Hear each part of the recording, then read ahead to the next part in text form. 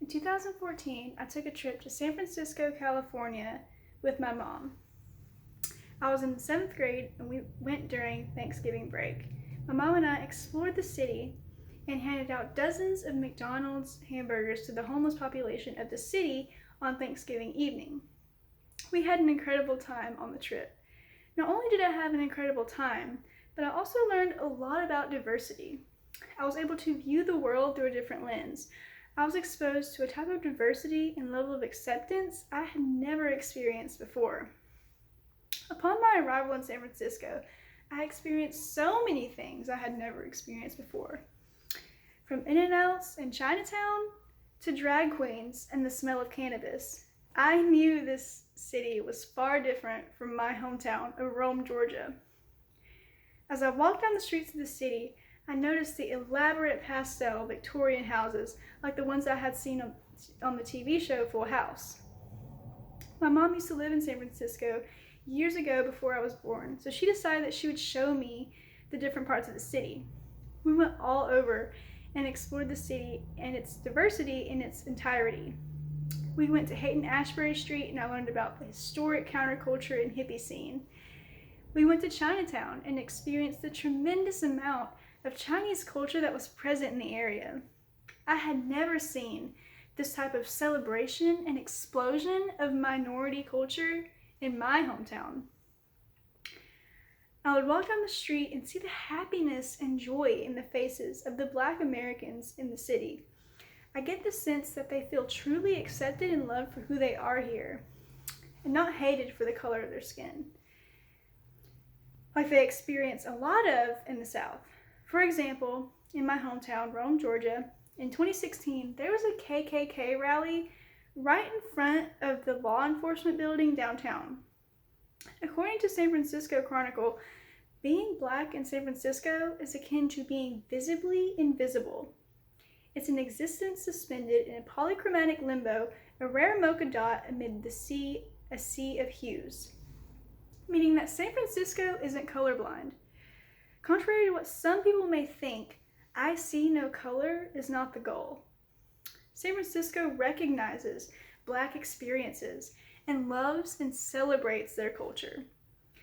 They remember their historic struggle and highlight their oppression that still exists today. This refers to the visible in the quote. The invisible refers to the fact that Black Americans are able to blend in and coexist peacefully with the majority population. This mindset is what causes Black Americans and minorities to feel so welcome and accepted in San Francisco.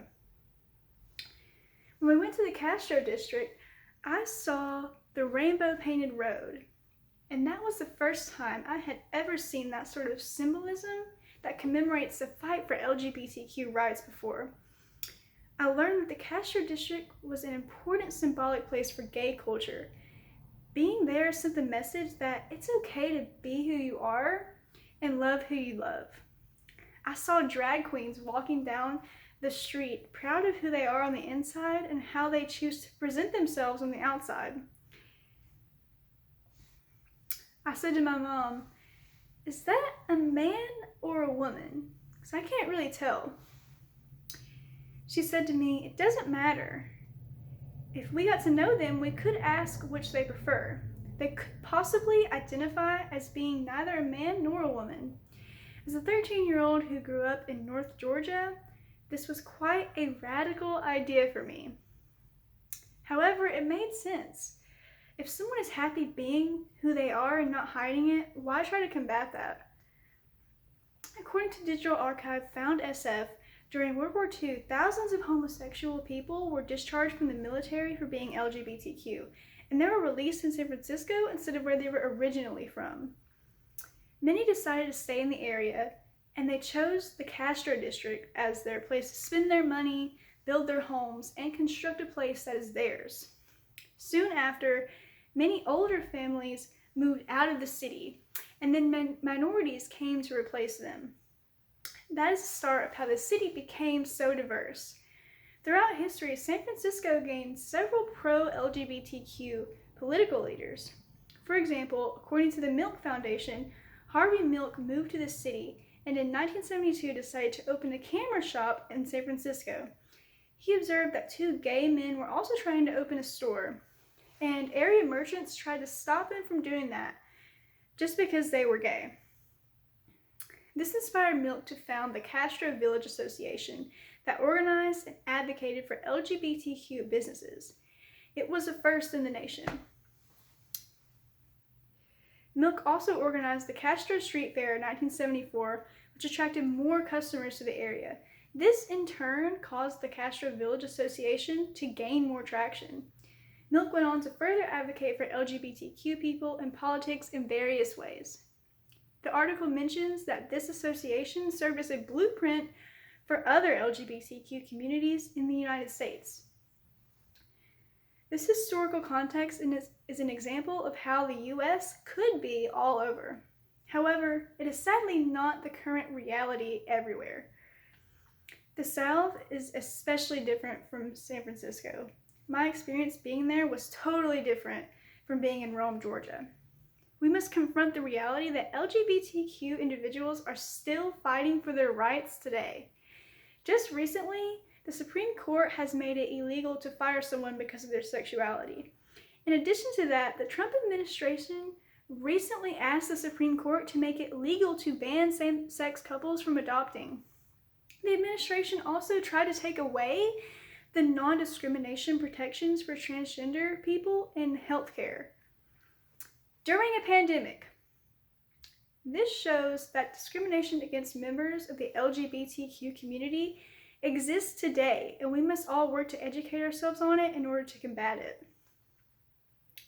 I think that America as a whole, and especially the southern states, should learn to adopt the same level of acceptance of minorities and LGBTQ people as the one in San Francisco.